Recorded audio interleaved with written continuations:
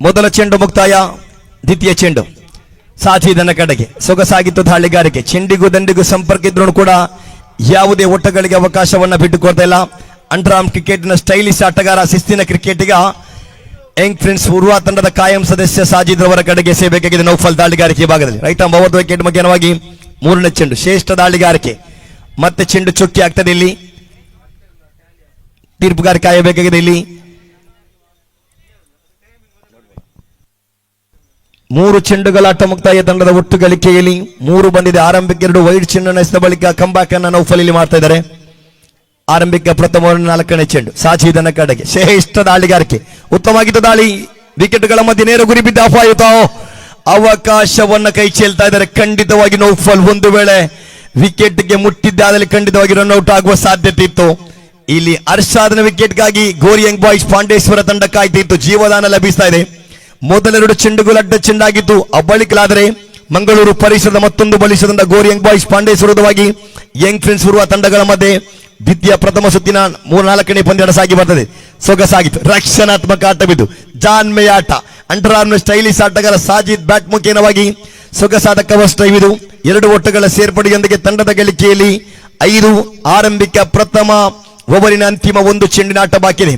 Power play ಚಾಲ್ತಿಯಲ್ಲಿ ದಾಂಡುಗಾರರ ಸ್ವರ್ಗತಾನ power play ಲಾಭವನ್ನು ಪಡೆಯುವಂತಹ ತಂಡ ಯಾವುದು? ಮತ್ತೆ ನೌಫಲ್ ಎದುರಿಸಿ ಆಡುವಂತಹ ಆಟಗಾರ ಸಾಜಿದನ ಕಡೆಗೆ. 50ರ ಗುರಿಯನ್ನ ಬೆನ್ನಟ್ಟಬೇಕಾಗಿದೆ. ಆರಂಭಿಕ ಕ್ರಮಾಂಕ ದಾಂಡುಗಾರರಾಗಿ ಸಾಜಿದ್ ಹಾಗೂ ಅರ್ಷಾದ್ ಜೋಡಿ. ಇಲ್ಲಿ ಓವರಿನ ಕೊನೆಯ 1 ಚೆಂಡನ್ನು ನೌಫಲ್ ಗೋರಿಯಂಗ್ ಬಾಯ್ಸ್ ಪಾಂಡೇಶ್ವರ ತಂಡದ ಕಾಯಂ ಸದಸ್ಯ ನೌಫಲ್ ಕೊನೆಯ ಚೆಂಡು ಸಾಜಿದನ ಕಡೆಗೆ. ಶ್ರೇಷ್ಠ ಹೊಡೆತ.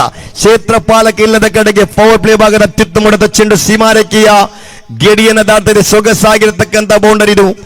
ಆರಂಭಿಕ ಚೆಂಡಿಗೆ 2 ಅಡ್ಡ ಚೆಂಡು ಬಂದಿತ್ತು. ಆ ಬಳಿಕದ ಕೊನೆಯ ಚೆಂಡಿಗೆ, ಆರಂಭಿಕದ ಪ್ರಥಮ ಅಂತಿಮ ಚೆಂಡಿಗೆ ಸಾಜಿದನ ಬ್ಯಾಟ್ ಮುಖೇನವಾಗಿ ಸೊಗಸಾಗಿರ್ತಕ್ಕಂಥ ಬೌಂಡರಿಯೊಂದಿಗೆ ಯಂಗ್ ಪ್ರಿನ್ಸ್ ಉರುವ ತಂಡದ ಗಳಿಕೆಯಲ್ಲಿ 9ಕ್ಕೆ ಯಾವುದೇ ವಿಕೆಟ್ ನಷ್ಟವಿಲ್ಲದೆ 42 ಚೆಂಡುಗಳ ಮುಂದೆ 50 ಓಟವನ್ನು ದಾಖಲಿಸಿಕೊಳ್ಳಲು ಪಣವನ್ನು ತೊಟ್ಟು ಮೈದಾನಕ್ಕೆ ಪ್ರವೇಶ ಮಾಡಿದಂತಹ ತಂಡ ಇಲ್ಲಿ ಯಂಗ್ ಫ್ರೆಂಡ್ಸ್ ಉರುವ. ಈಗಾಗಲೇ 2ನೇ ಓವರಿನ ಸೊಗಸಾದ ಹೊಡೆತ ಇದು. ಶಿಸ್ತಿನ ಸಿಪಾಯಿ ಇಲ್ಲಿ ದ್ವಿತೀಯ ಓವರಿನ ಕೊನೆಯ ಚೆಂಡಲ್ಲಿ ಸಿಡಿದೇಳ್ತಾ ಇದ್ದಾರೆ. 6 coming from the bait when they need it. 6 ಓಟಗಳ ಸೇರ್ಪಡೆ ಆಗ್ತಾ ಇದೆ. ಖಾತೆಯಲ್ಲಿ ದಿಢೀರ್ ಬೆಳವಣಿಗೆ ಆಗ್ತಾ ಇದೆ. ಡೀಪ್ ಮಿಡ್ ವಿಕೆಟ್ ವಿಭಾಗದಲ್ಲಿ ಸೊಗಸಾದ ಹೊಡೆತ ಕಾಣಸಿಕ್ಕಿದೆ. 6 ಓಟಗಳ ಸೇರ್ಪಡೆಯೊಂದಿಗೆ ಖಾತೆಯಲ್ಲಿ ದಿಢೀರ್ ಬೆಳವಣಿಗೆ ಆಗ್ತಾ ಇದೆ. ಒಟ್ಟಾಗಿ 22 ಕಾಣಸಿಗ್ತಾ ಇದೆ. ವೈಟ್ +1 ಬಳಿಕ 24ಕ್ಕೆ ದಾಪುಗಾಲಿಟ್ಟಿದೆ. ವೇಗಮಿತಿ ದಾಳಿಗಾರ. ಸೊಗಸಾದ ಹೊಡೆತ ಇದು. ಎಕ್ಸ್ಟ್ರಾ ಕವರ್ಸ್ ವಿಭಾಗಕ್ಕೆ ಡಾಯ್ ಮಾಡಿದ್ರು. ಕಲಾತ್ಮಕ ಶೈಲಿ ದಂಡುಗಾರಿಕೆ ಸರಿ.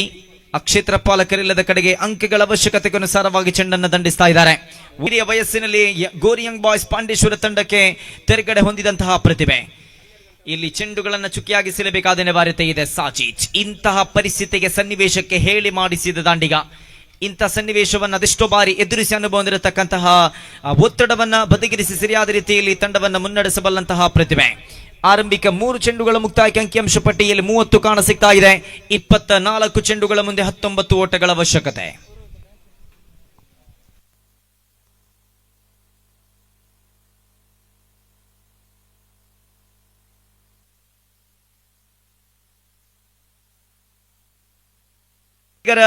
ಮೇಲೆ ಇಲ್ಲಿ ದಂಡಿಸಲು ಅವಕಾಶವನ್ನು ಕಲ್ಪಿಸಿಕೊಡದ ರೀತಿಯಲ್ಲಿ ಚೆಂಡನ್ನು ಸೆದೆ ಬಿಟ್ಟರೆ ಖಂಡಿತವಾಗಿಯೂ ಕೂಡ ಅವಕಾಶವಾಗಲಿಕ್ಕಿದೆ. ಇಂತಹ ಪರಿಸ್ಥಿತಿಯನ್ನು ಅದೆಷ್ಟು ಬಾರಿ ಎದುರಿಸಿ ಅನುಭವ ಹೊಂದಿರತಕ್ಕಂಥ ಆಟಗಾರರ ಉಪಸ್ಥಿತಿ ಇದೆ. ಆರಂಭಿಕ ಇರುವ ದಾಂಡಿಗರು ಭದ್ರವಾಗಿ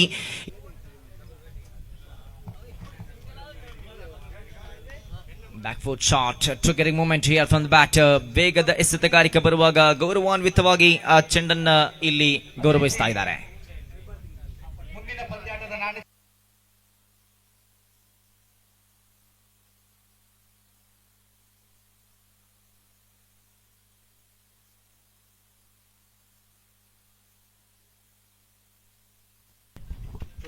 ನಲವತ್ತ 49 ಕಾಣಸಿಗ್ತಾ ಇದೆ. 1 ಅಂಕದ ಅವಶ್ಯಕತೆ ವಿಜಯಕ್ಕಾಗಿ.